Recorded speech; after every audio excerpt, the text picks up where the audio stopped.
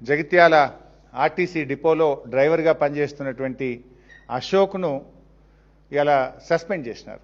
దీన్ని చాలా తీవ్రంగా ఖండిస్తూ ఉన్నాం. ఆయన డ్రైవర్ కావచ్చు, కానీ ఒక సాటి మనిషి. ఆయన డ్రైవర్ కావచ్చు, ఒక వ్యవసాయ కుటుంబం నుంచి వచ్చినటువంటి బిడ్డ. ఒక వ్యవసాయ కుటుంబం నుంచి వచ్చినటువంటి బిడ్డగా ఇలా రాష్ట్రంలో రైతులు బాధపడుతున్నటువంటి విషయాన్ని దృష్టిలో పెట్టుకొని ఆయన ఒక మాట మాట్లాడినారు.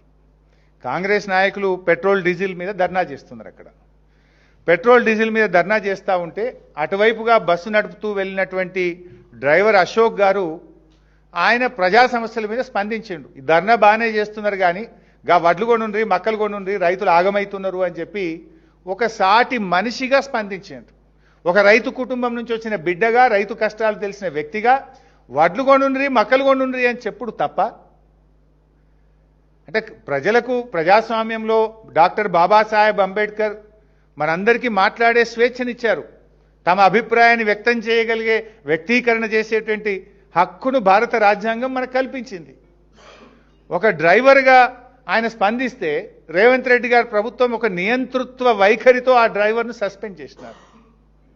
ఆ సస్పెండ్ను వెంటనే ఉపసంహరించుకోవాలని మేము ప్రభుత్వాన్ని డిమాండ్ చేస్తూ ఉన్నాం. మీరే చెప్పినరు, మేము 6 గ్యారంటీలే కాదు, ప్రశ్నించే గ్యారంటీ 7వ గ్యారంటీగా మేము అమలు చేస్తాము, ప్రజాస్వామ్యానికి ప్రశ్నించే హక్కును కల్పిస్తామని చెప్పి మీ 6 గ్యారంటీలతో పాటు 7వ గ్యారంటీని మీరే ఇచ్చారు.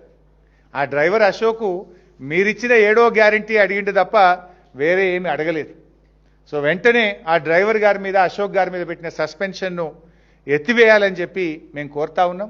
ఆయన ఏ రాజకీయ పార్టీకి సంబంధించిన వ్యక్తి కాదు, ఆయన బీఆర్ఎస్ కాదు, బీజేపీ కాదు, కాంగ్రెస్ కాదు.